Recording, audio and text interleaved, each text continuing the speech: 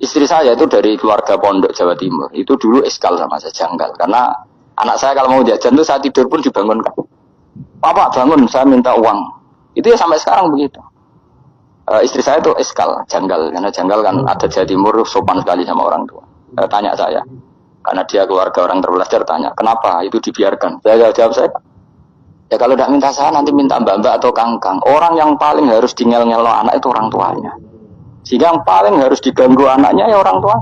Sampai sekarang anak saya berani minta mandi saya, gendong saya. Kalau orang tuanya saja gak siap dingel-ngelo, lalu apa kata dunia? Kan aneh. Nah, itu ajarannya bapak. Saya dulu bapak Sugeng itu biasa jagoan sama bapak. Ya biasa misalnya saya supak kalau pengen mangan ya, cung tuku. Zaman itu pakai motor, pakai sepeda motor, biasa sama bapak kemandangan. Saya sampai sekarang sama anak-anak saya akrab. Karena pikirannya orang tua saya dulu ajarannya yang paling berhak dingel-ngelo anak ya orang tua. Ini kan gak fair. Kita sebagai orang tuanya digugah gak terima, kon ngedusi gak terima, kon nyawi gak terima, orang lain disentak suruh nyawi. Dan orang lain itu pembantu hanya karena kamu gaji. Kamu gaji seberapa? Hubungan anak dengan pembantu itu kan karena uang. Kamu ingin berbasis hubungan hanya karena itu goblok sekali. Hanya istri saya nerima. Jadi ini bukan berarti saya bikin konsep begitu ya. Ini cerita saja. Banyak guru-guru kita termasuk orang tua saya kalau ngajarkan gitu. Tapi ya tentu ada orang yang ngajarkan anak oleh gugah wong tuane pas turu. Ya kalau pas turu ada alternatif ibunya nggak apa-apa. Kalau nggak ada, ibunya juga nggak ada. Terus alternatifnya orang lain kan buruk sekali. Kalau alternatifnya orang apa? Lain. Tapi orang tua kita kadang kesuwen oleh didik adab berlebihan sampai anti ilmu. Ya itu tadi didik adab tapi anti. Ojo gugah wong tuamu, wong turu digugah. Akhirnya nyon sewu minta tonggo, pernah bulik bude yang kadang nyon sewu mereka sendiri susah kan, nggak punya uang kan terjadi kacau. Demi adab tapi menghilangkan ilmu. Tidak boleh. Nomor satu itu ilmu baru adab. Coba orang paling berat dingel-ngelo anak harusnya siapa coba? Orang tua. Jadi mestinya pas keturut juga ya santai wae. Ini sudah tepat. Nah kecuali ngelama, artinya ngelama itu sudah jajan minta lagi lah itu kan ada ukurannya. Tentu ada apa? Ukurannya. Tapi kalau fi awali marroh jajan hari pertama di hari itu memang jajan pertama kan nggak dolim. Kecuali minta yang ketiga keempat lah itu baru mungkin salah. Akhirnya istri saya nerima konsep ala saya ya sekarang ya menerima. Sampai sekarang saya biasa misalnya habis ngajar dari Sarang atau ngajar dari Kudus baru datang anak saya rewel minta jalan-jalan ya saya turutin. Karena menurut saya yang paling harus kangelan demi anak adalah orang tuanya, bukan orang lain. Padahal saya punya santri loh.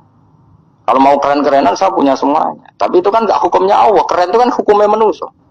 Dia santri terus dia ini berhak mongko. Itu kan hukumnya manusia. Hukumnya Allah ya gak ada. Hukumnya Allah ya wong tua, be anak-anak be wong tua. Hukum liyane gaweane manusia. Yang penting ku anfusakum wa ahlikum. Nah, ora ono santri kaum barang ora ono. Gaya-gayanane mubalek ini umat saya terus dihitungi. Ku apa-apaanan. Gak ada dalam Quran yang ada ku anfusakum Waalaikumsalam. Jadi yang penting hubungan orang tua anak. Baru orang lain itu wa ila adin akhahum. Ya itu yang kedua ketiga.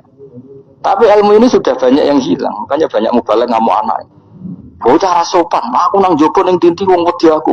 Anakku dhewe rasopan. Ya bapak dhewe rasopan ya. Karena mendahulukan orang lain ngalahkan anak. Tapi ketika anaknya rasopan dia ini gremeng apa? Memangnya dia sopan cara hukumnya Allah dan Rasul. Ketika mendahulukan orang lain itu dalam status hukum Allah dan Rasul dia sudah tidak sopan.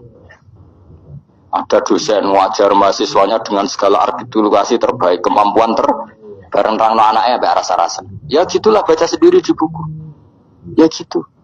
Karena di kampus dapat gaji, nambah anaknya rantuk gaji. Banyak orang mulang marpe wong akeh iso tenanan, mulang anaknya ra tenanan. Mereka nak mulang wong akeh diapresiasi, nak mulang anak kadang tinggal dolanan kadang. Itu tidak benar, tidak seperti itu Islam mengajarkan. Islam mengajarkan nomor satu ku anfusakum wa ahlikum, jaga diri kamu dan keluarga. Makanya Rasulullah itu ngajari sholat Hasan Husain diajarin sendiri cucunya, diajak ke masjid diajarin. Meskipun jadi beri hak-haknya sebagai seorang anak, numpain Nabi ya dibiarkan, tapi diajari kebaikan diajarin sendiri. Sampai Sayyid Hasan umur 8 tahun sudah menjadi rawi hadis karena memang diajari sendiri oleh siapa Rasulullah. Kayak apa? Kalau sekarang enggak, kiai cilik anak pas rano cang dalem terus enggak mau tahu. Juga si ide itu pasaran pembantu. Karena anaknya akhlaknya kalau pembantu ngamuk. Memangnya yang bikin itu siapa? Yang memulai siapa? Nah hukum-hukum begini itu harus kita mulai tegak.